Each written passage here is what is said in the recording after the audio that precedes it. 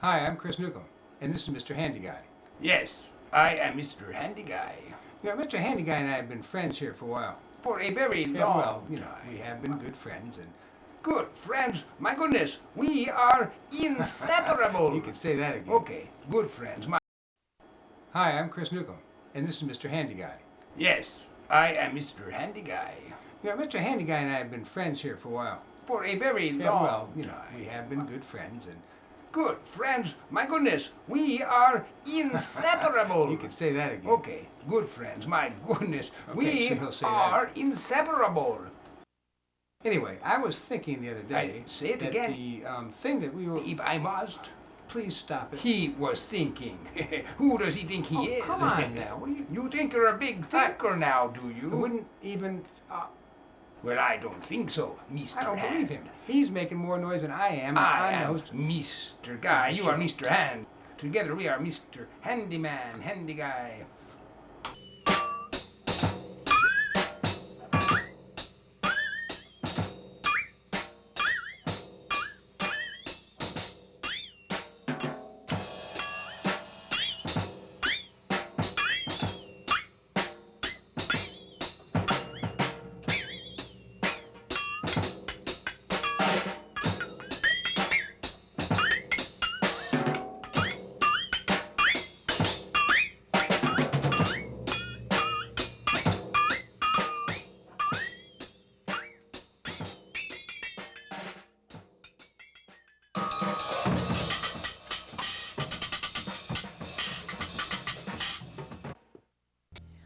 I'm just an ordinary mom who just thinks in terms of, I don't want to someday be holding my grandchildren and watching something horrible happen and feel like I didn't do anything.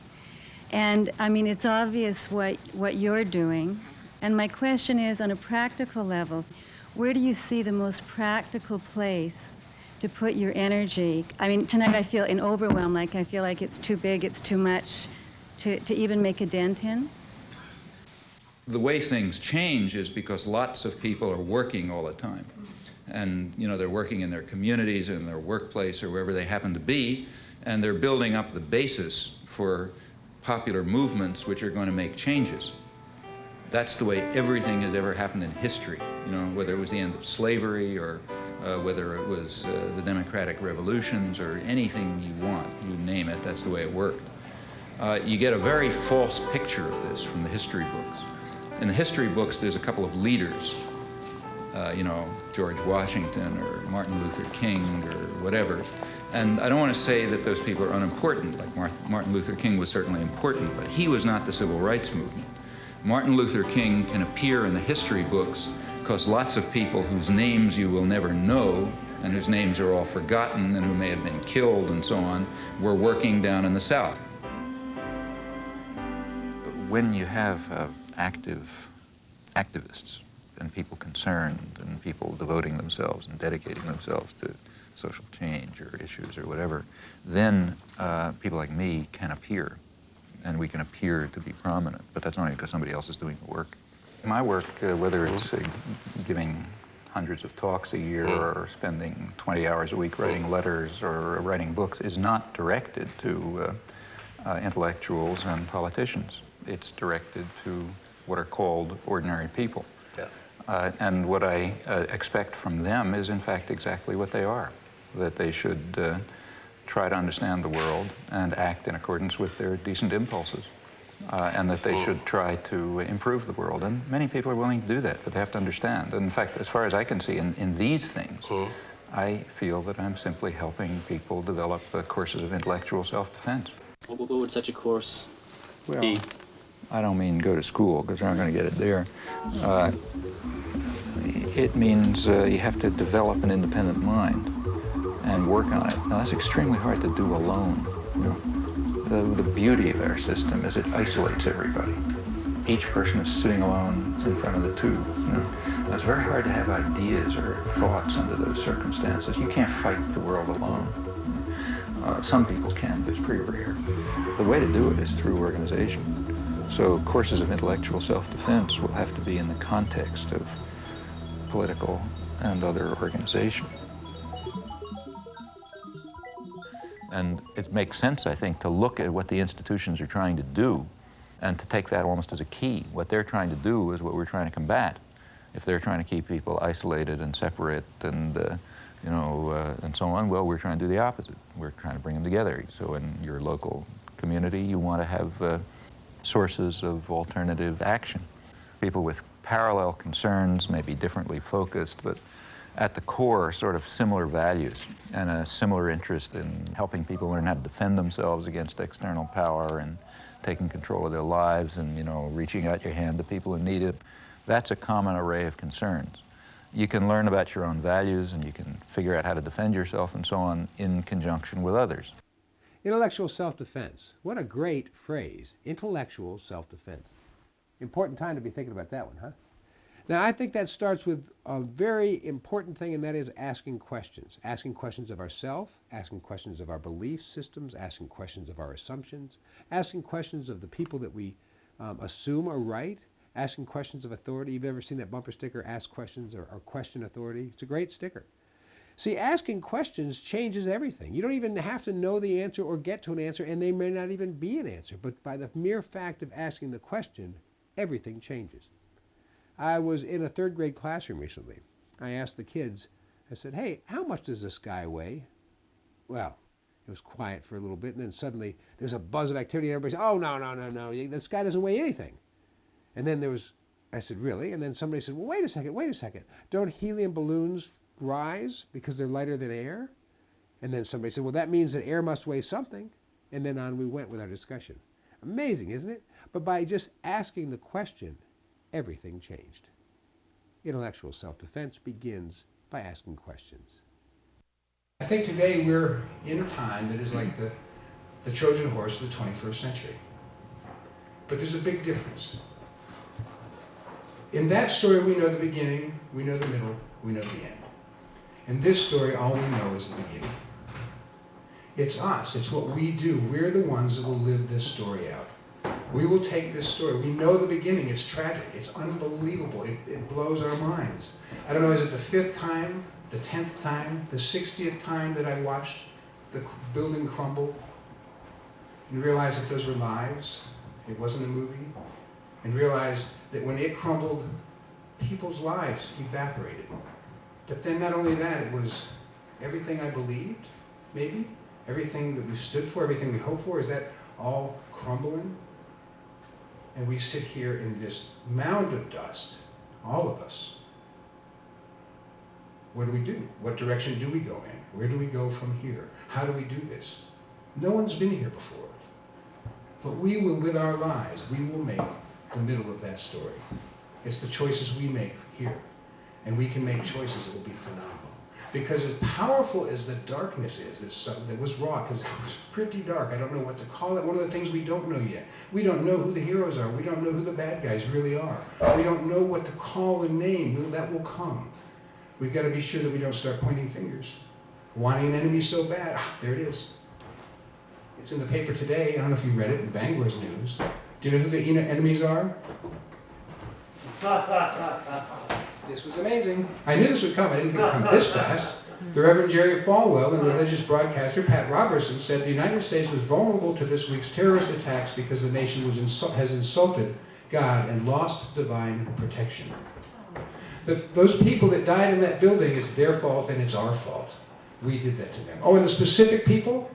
It happens to be the pagans, the abortionists, the feminists, the homosexuals, the American Civil Liberties Union, and the People for the American Way. That's who did this. That's the cause. People are going to point fingers. They want an enemy real bad. We'd all like an enemy. We'd like to put this someplace. I want to put this someplace, but you know what? I can't. It put itself right here. There's not much I can do with that. But given where I am, I can get up and I can move forward, and I can go somewhere. And that's where we find ourselves. It's an amazing time. Dave has this wonderful thing. Somebody gave him a gift. I love this thing. It's the, what do you call it? Nunzilla. Nunzilla. I don't know if you can see her. Can you see her up there? I'm putting in the microphone.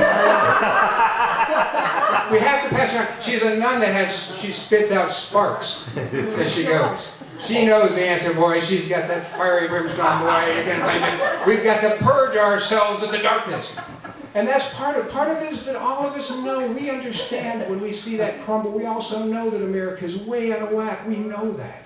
We know that we are a nation just so lost in consumerism, so lost in greed and lust and the things and entertainment. I mean, Karl Marx said about a little over 100 years ago, he said that religion was the opiate of the people. Somebody said, as folk singer a few years ago, that entertainment is now the opiate of the people. And I think that's true in our culture. It's entertainment and it is consumerism. We just have to buy, stuff. It gets us. We have to have it. We all know that is true. But we can't go around blaming. We can't go finding it. We want to purge this out of our system. We want an answer. Well, so, we're at a pretty interesting place in history. So the first thing I'd like to do is sing a song that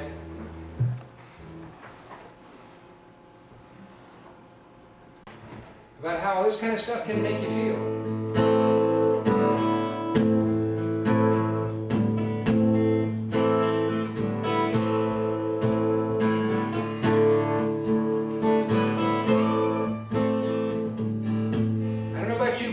Talked to this week has found themselves at times just crying. Not long, but just crying. Not necessarily words. My son, who's 12, told me he'd been crying. He was feeling good that he wasn't now. And I said, oh, I'm so glad you're crying. I'd be really scared if you didn't.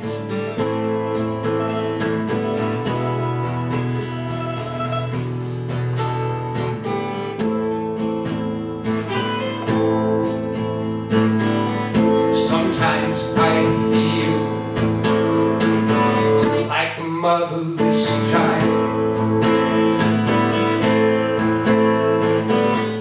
Sometimes I feel like a motherless child. Sometimes I feel like a motherless child. Such a long, long way.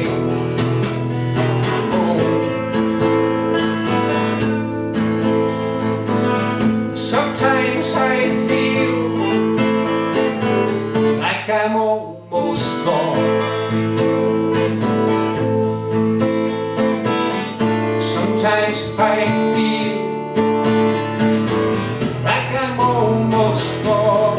Oh, well, sometimes I feel like I'm almost gone. Such a long, long way.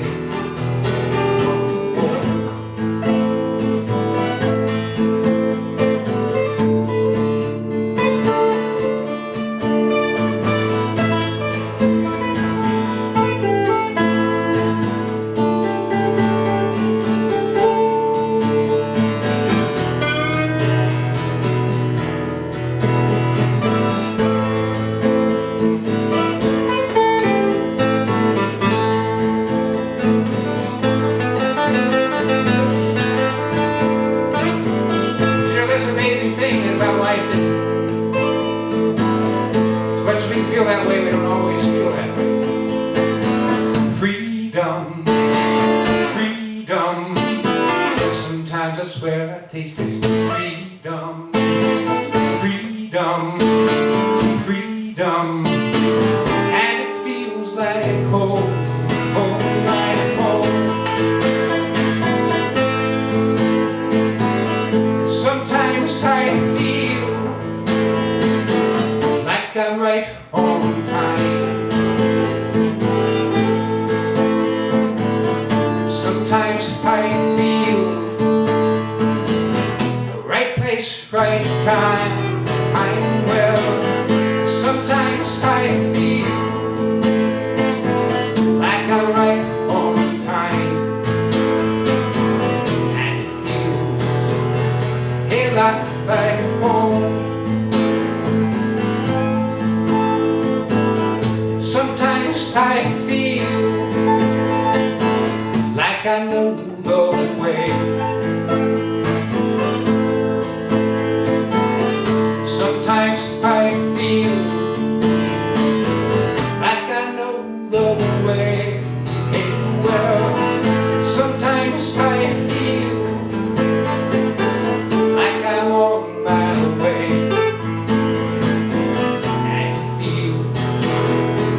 lights like home.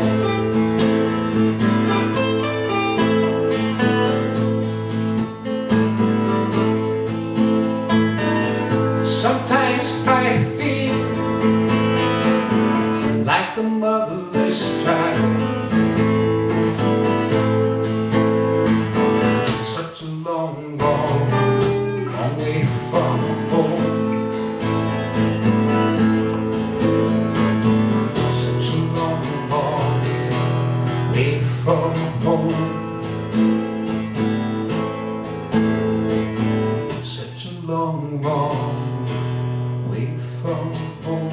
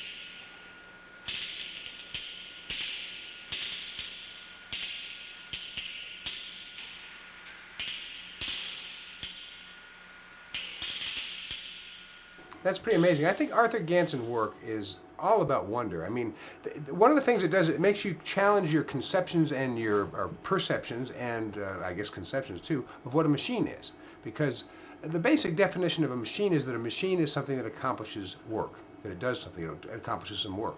And the question is, what work does that machine do? Now you can say physically it does certain work where it snaps those eggshells, but man, what it really does, I think, is it makes you go, you just wonder, you marvel. You go, wow, what a cool machine, what a cool thing. I mean, to me, that's the real work of that machine, is that this is a machine that does something really cool and makes you wonder and makes you smile.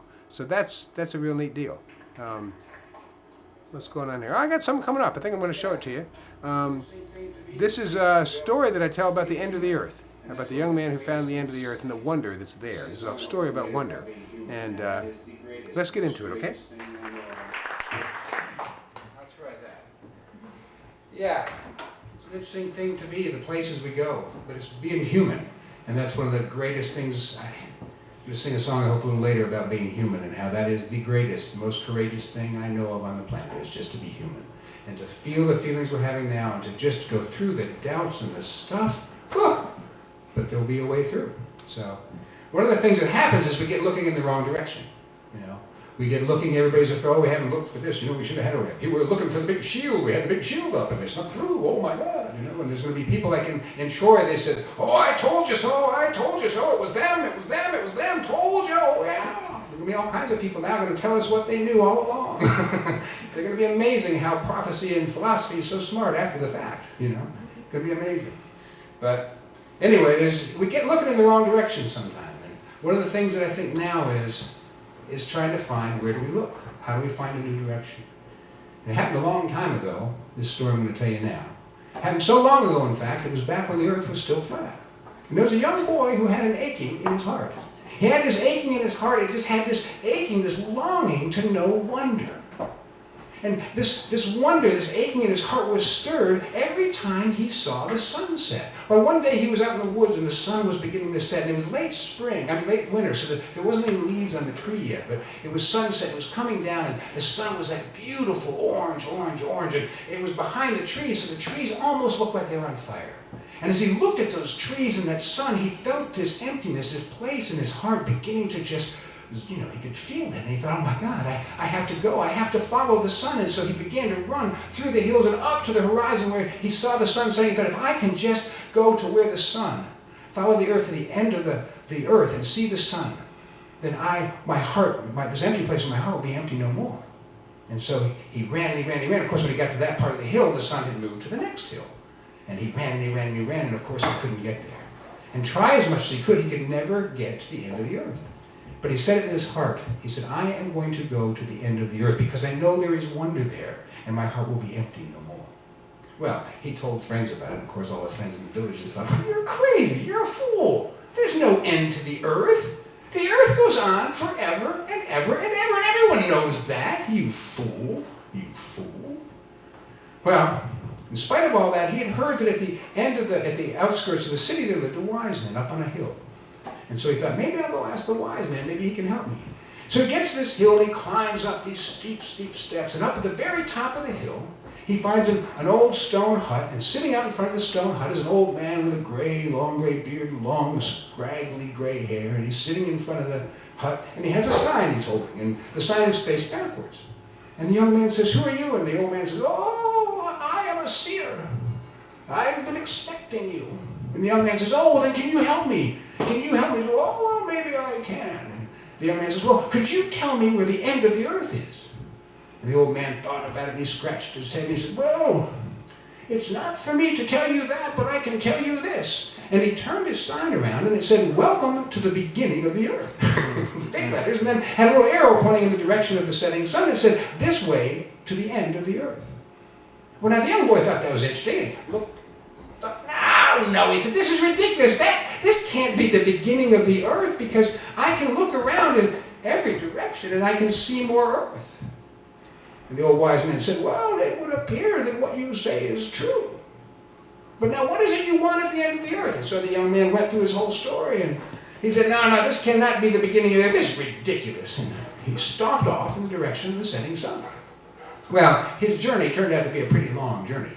But on it, he met interesting people, he went interesting places, he took up all kinds of jobs. He became a musician, a baker, a tailor. He did all types of things, and he met wonderful people. And every now and then people would say, what is it you want out of life? What are you doing? And he would tell them, oh, I am going to find the end of the earth, because I know that if I can find the end of the earth, my heart will be empty, or my heart will be full and be empty no more. And people would laugh and say, you're just a fool. You're a fool. There's no end to the earth. Everyone knows that, you fool. You fool. Well, on his journey, people had begun to follow him. At first it started out as young people, and then other people began to follow. And as he looked back behind him, there's a line of people that stretched as far as he could see over the horizon. Well, he's going day after day after day after day after day, and people are calling him fool, and finally one day he thinks, maybe I am a fool. There seems to be no end of the earth. And when he's just about to give up, he comes to the crest of the hill, and he goes over the crest of the hill, and he can see in front of him a line of people that are going that way. And he thinks, I wonder what they're doing.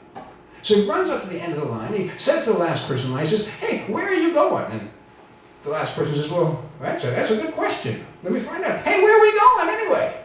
And the person up in front of him says, well, I don't know. Let me check. Hey, where are we going?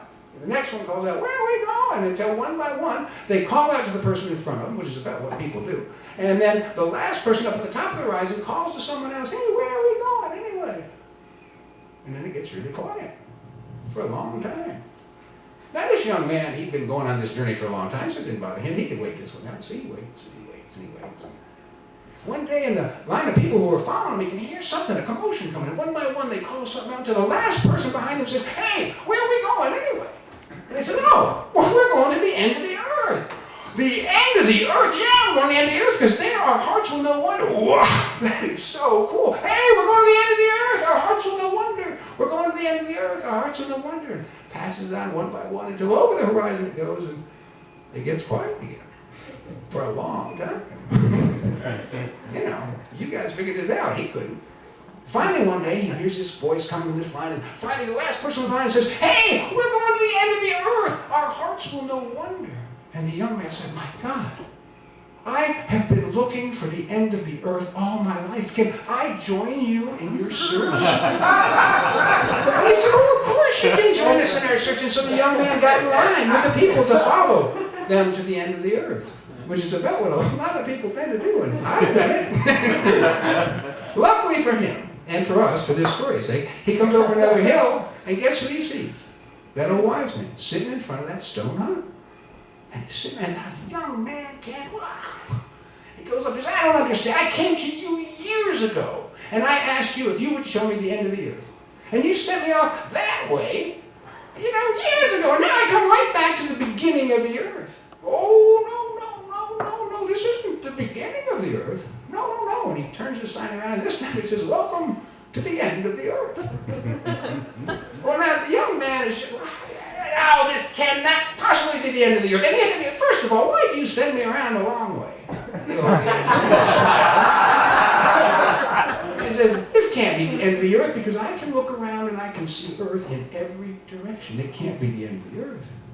Well, what is it you want at the end of the earth? Well, I know that at the end of the earth I will find wonder there, and my heart will be empty no more.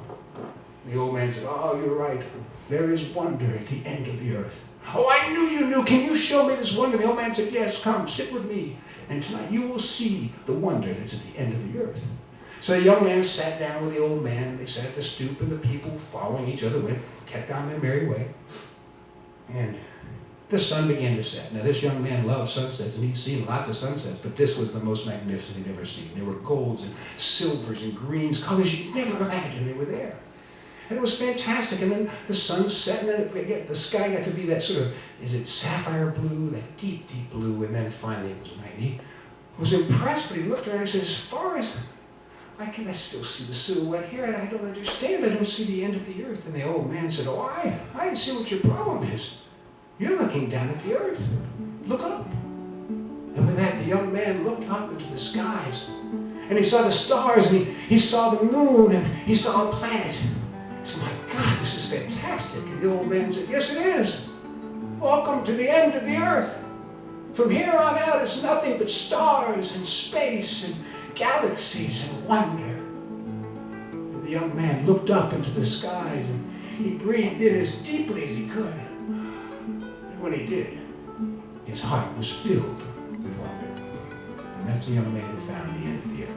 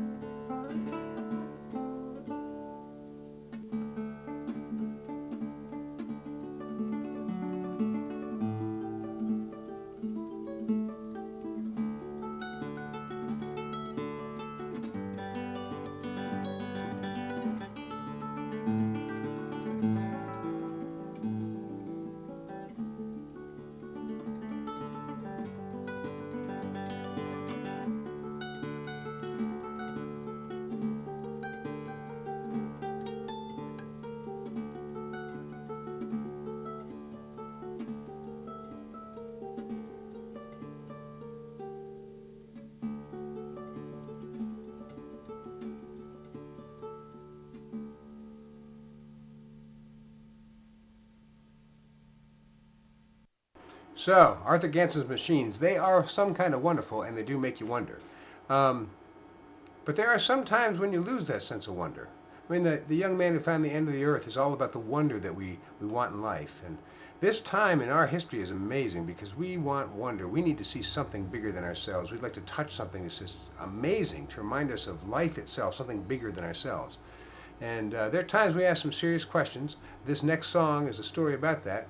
It's a story about If you know, there's a young man named Jonathan. He's a young boy who is much like I was that day. He was very frustrated. He wanted to see some answers. And all he'd seen was hate and the violence and the confusion of the world, and wondered, what the hell is going on? What is it? You know, there's so much anger. Our kids are killing each other. People flying planes into buildings. It's just unbelievable the kind of hate and fear that's out there. He wants some answers. He just wants to see something. So he goes out to the beach one day, and he's sitting up on a hill, and he's looking, and he's just asking to see things. Something. Show me something.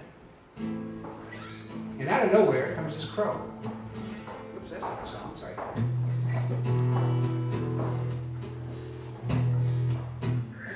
And this crow, you know how crows are, kind of strange.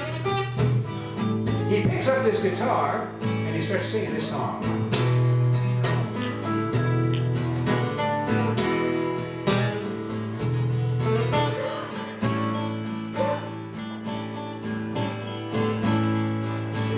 And make you wonder if you should ask, show me.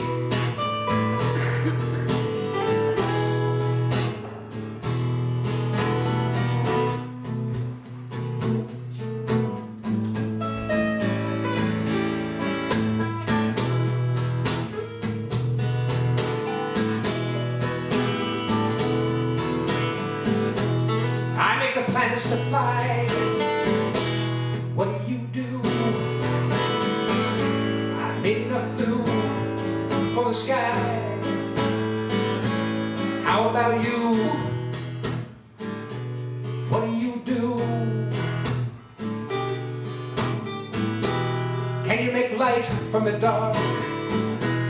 Tell me, what would you use for spark? I can make light, so I do. How about you? Can you imagine a crow singing that to you? How about that shady tree on a hill, summer breeze?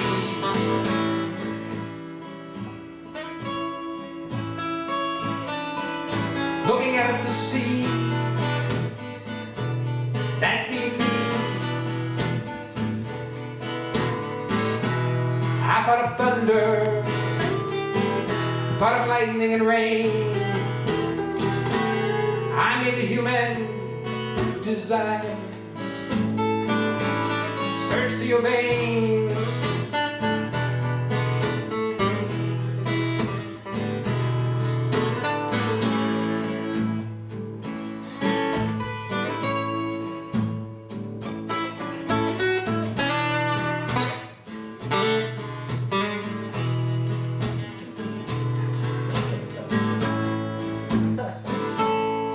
We played for years together.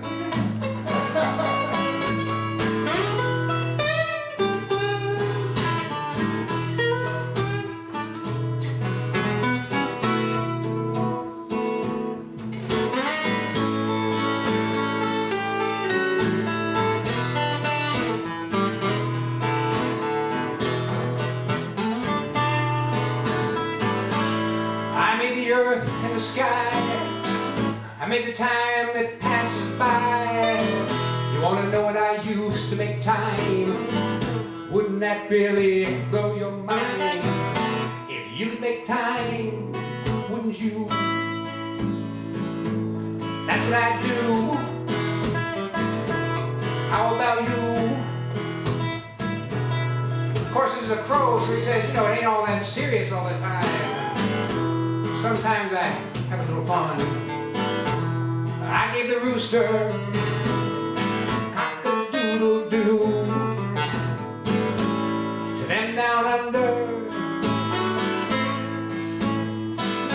Gave the kangaroo. We wanted to help them out with the idea about pockets, you know.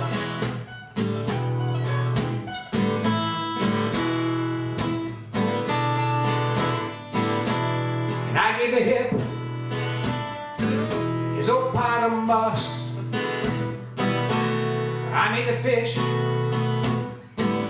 I know they stink, but they don't rust. No, they don't rust much. I mean the earth and the sky, I mean the time that passes by. Wanna know what I lose to make time? Wouldn't that really blow your mind? If you could make time, wouldn't you? That's what I'd do. Talking to you. What do you do? I'm talking to you. I'm talking to you.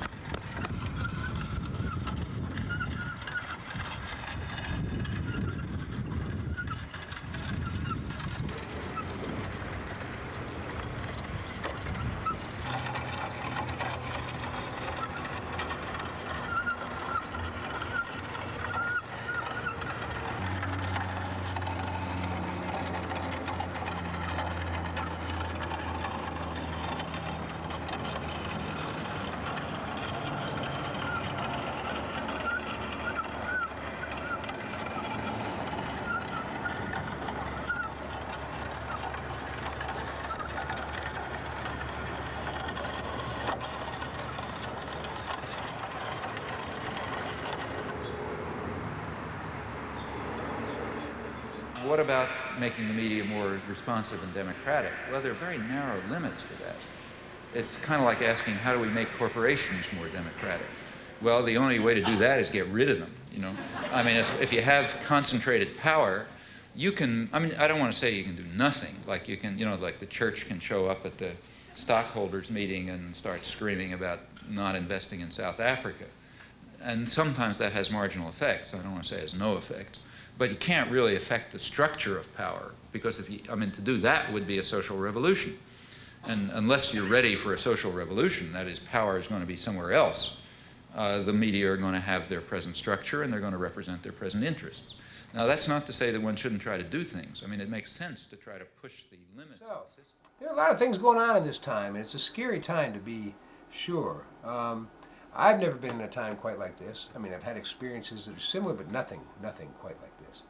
So I agree, it's a very scary time. However, I'm more concerned about the reactions here in America and concerned about how we respond to this than I am about anything else. Because what has happened has happened. There's nothing I can do about it. We can't change the past. We can't go back. It's happened. But what we do with what's happened, that's what's most important. I mean, face it, we're in a time in history that not very many people have ever been in any time like this. I mean, that I know of, not that specifically. I mean, we've got an incredible sort of, you know, enemy around us and in us and through us, and it's anywhere, and it's very scary. And because of that, we can panic, and we know better. We know we shouldn't panic, but knowing something and doing something are very different. But here's what I'm concerned about. I'm most concerned about us giving away too much of our freedom because we're so afraid of, for our security's sake and for safety's sake, that we'll give our freedoms up so that we can be safe. I don't think we want to go there. I mean, this is a land that's built on freedom and the inalienable rights of life, liberty, and the pursuit of happiness. I don't think we want to give up those rights. I don't think we want to do that. Now, I know there's certain things we have to be very careful about right now, and we're all willing to do those things that are necessary. However, it's just important to know that when you give someone rights, it doesn't matter who it is. If you give a child more rights or more, you know, the right to do something, it's very hard to get that back from them. You know, if you give the police extra rights and extra power, it's going to be very difficult to get that power back, because once somebody has power, they don't give it back, not unless they have to. I mean, face it, the haves of society, these are the people that have always had the wealth or the power or the land. They don't give the wealth and the power and the land up because it's a good thing to do. Slaveholders didn't give away the right to have slaves and all that land because it was the right thing to do. They were forced to do it. The people that got in boats and got around on Africa and just sailed around Africa and landed and took over tribes that had been there for, hundreds, if not thousands of years, and took them over immediately and made them slaves and enslaved the people of Africa. They didn't give those rights up once they had them, not until they were forced to. They didn't do it because it was the right thing, it was a good thing. The halves of society have never given up their power because it was the right thing to do. It's going to be the same thing now. We've got to be very careful who we give power to, what power we give away. The power in America is ours as the people of this country. So we can't just let it be given away. Yes, we want to be protected. Yes, we want to be safe, but at what cost? So let's be very careful about what we do. Now, something to remember. Here's a little lesson in sociology. If you've ever taken sociology, this will be a sort of a fun little freebie course. In every society that we know of throughout history, there are always at least 5 basic institutions. There's the institution of the government, religion, family, education, and the economy. I think I got them all 5. Now, those 5 institutions you find in the most primitive society or in the most advanced society. It really makes no difference. You always find them in some shape or form. Now, every society that also has one of those institutions tends to be the leader. It tends to be the thing that's the predominant focus of that culture. So, for example, if you have a culture that's built on religion and religion is the predominant institution, then all the others sort of fall in line with that institution. The education, the economy, all those things fall in line. Even the technology and entertainment, all those things fall in line with what the religious beliefs are, if that's the number one concern. So these have always been there. And they're always sort of, it's not like they're intentionally warring, but they all want to be influential. I mean, the government wants to be as powerful and influential as it can. It's a society, it's an institution, and institutions are systems, and systems tend to always want to be bigger and grow and just have more power. It's just kind of what happens with institutions. So right now, we have a situation where the military looks at society and says, woo, they need us. This is time when, the kind of time when the people in the military are happier than they could ever be. I don't mean happy like, oh boy, isn't this great this happened. But they also can say, look, the people need us. They're afraid, they need us desperately. And we can say to them, hey, we'll help you out. We'll help you out, yeah. But you got to give us more power. You got to give us some of your freedom. But you give us your power, you give us your money, you give us your attention, your freedom, yeah, we'll help you out. We'll protect you. We'll keep you safe. Lawmakers, oh my God, the lawmakers right now, hey, we can help you. I mean, I know you want to be protected, you want to be safe. We can do it. But you're going to have to give us more power. You're going to have to give us more money. You got to give us a little more attention. Religious leaders, oh my God, this is the time we're going to purge ourselves from this darkness. But you're going to have to come back to the fold. You got to give us attention. You got to give us your money. You got to give us more power. Every one of those basic institutions is going to be asking, I mean, this is the time. It's not that intentionally people are out there. It's what happens.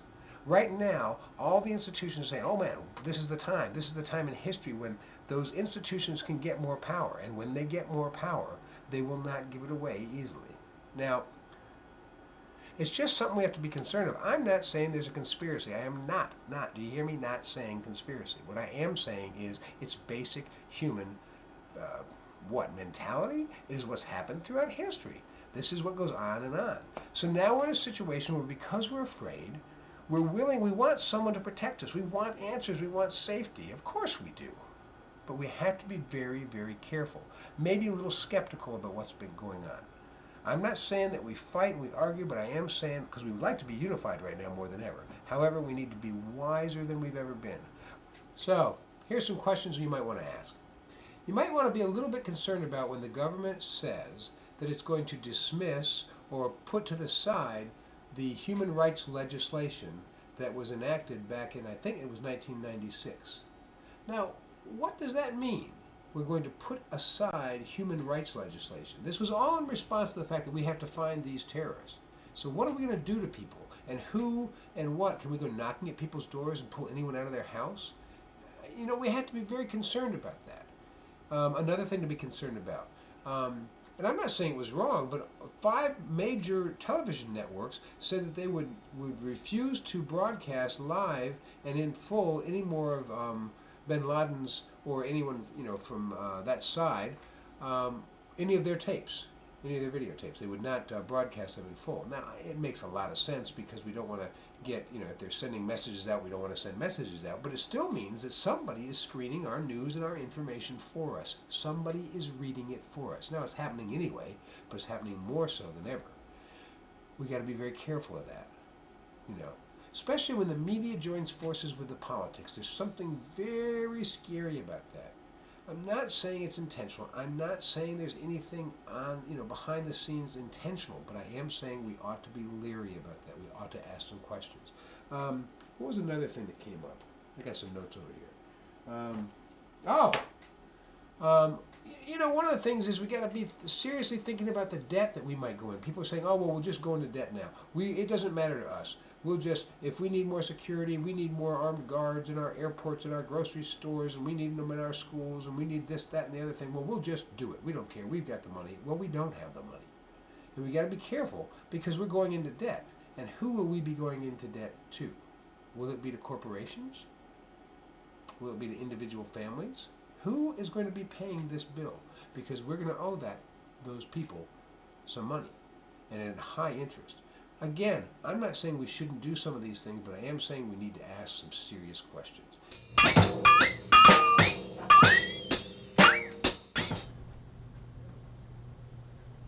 My tidy snack lunch of coarse brown bread and hearty mountain cheese stirs as I look at defaced pictures of Adolf Hitler in the Reichstag. Chords of humans in graves dug by hand, and I wait for some sense of moral outrage, convoluted humanity to kick me in the ass, but nothing comes. This place was razed after the war, only to be rebuilt for my benefit as this museum of collective guilt, Disneyland for vampires. Outside, cool gravel underfoot, we make Hogan's Heroes jokes. I play Larry Hobbs' impertinent Sergeant Carter. Jim is Sergeant Schultz, and LeBeau. We giggle nervously. We keep our voices down as we pass the synagogue in Christian Chapel with that girl who is threatening to take what is left of my childhood away from me once we reach the hotel in Munich. Lights candles to people she has only met in newsreels. These are history lessons, wasted on jaded youth, grown in comfort in a land where bombs never fell, our grandfathers tight-lipped about the war. I stare at ovens of chipped red brick, hewn stone, open mouths with no stories left to tell. And outside, waiting for the bus, I light a faceless German sky. Hollow words echo in my head like, work will set you free, and never again. I toss a smoking wooden match next to a pile of discarded cotter pins in this place where God smashed his fist. I wish someone had not cleaned up so well. Yeah. We all can do something. Somebody got in a plane and they caused something awful to happen. But every one of us, in my corner of the world, I can do something that's beautiful. I can try and craft every moment that I'm alive as something beautiful. I can try to give out light. I can try to give out peace. Where I am, I'm going to do my best to make sure that lying doesn't happen. I'm going to do my best. In my corner of the world, in my little place, it's going to be about love. It's going to be about relationship. It's going to be about not things, but the things of our heart. And the more of us that do that, the more of us that put that out there, that's light. It's wonderful. That's all I can do. I can't go rebuild that building by myself. We'll all find ways to help those that maybe that's what they're going to do, or build a park, or who knows. We have to wait. We have to see what New York's going to even call the space. It's their call, I think, what they're going to call it. But anyway, what I can do is where I am, I can do something. I can give a smile. I mean, right now we got to rebuild, and we can rebuild one smile at a time. We can rebuild one story at a time. My son said to me, when we lit the candle, he said, we need to do this. It's a once-in-a-lifetime thing. And I hate to tell him, but I'm going to have to tell him it's not a once-in-a-lifetime thing. I've witnessed, as many of you have, a lot of things like this. This is the heaviest for me. It's the heaviest. But I remember John F. Kennedy. I remember Robert Kennedy. I remember Martin Luther King. They stunned us as a nation, every one of them. But this is, you know. But we are the ones that will tell this story in our life. So now is the time we need courage more than we've ever done, and we just need to do it. So I would like to sing a song called Superman. Because I used to, when I was a kid, I always wanted to be a superhero. I didn't want to be a policeman, I didn't want to be a fireman, I wanted to be a superhero. I mean, come on. You know, I want to leap over big buildings and all that stuff. But, all that being as cool as I thought it might be, I found out later in life that the most important and most courageous and most powerful thing I can do is be a human being. Sunday morning, so school's out early. Spring. Small boy wandering through the woods, sees a castle War II. He climbs a tower and he saves the land, all by 1:45. The hour passes, he tires of being king, dances on the moon and starts to sing. I can fly, I can do most anything.